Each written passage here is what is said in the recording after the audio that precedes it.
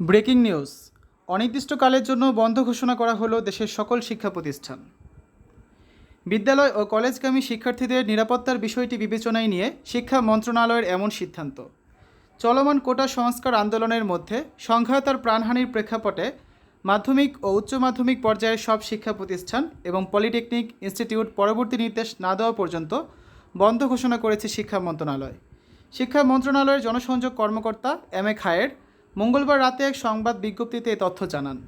সেখানে বলা হয়, বিদ্যালয় ও কলেজগামী শিক্ষার্থীদের নিরাপত্তার বিষয়টি বিবেচনায় নিয়ে শিক্ষা মন্ত্রণালয়ের আওতাধীন মাধ্যমিক ও উচ্চ মাধ্যমিক পর্যায়ের সব শিক্ষা প্রতিষ্ঠান এবং পলিটেকনিক ইনস্টিটিউট পরবর্তী নির্দেশ না দেওয়া পর্যন্ত বন্ধ থাকবে।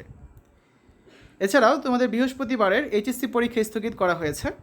স্থগিত হওয়া পরীক্ষার নতুন সময়সূচি পরে বিজ্ঞপ্তির মাধ্যমে জানিয়ে দেওয়া হবে। চলমান কোটা সংস্কার আন্দোলনে অস্থিরতার মধ্যে আগামী বৃহস্পতিবার সব বোর্ডের এইচএসসি ও সমমানের পরীক্ষা স্থগিত করেছে আন্তঃশিক্ষা বোর্ড সমন্বয় কমিটি। মঙ্গলবার রাতে আন্তঃশিক্ষা বোর্ড সমন্বয় কমিটির এক বিজ্ঞপ্তিতে তথ্য জানানো হয়।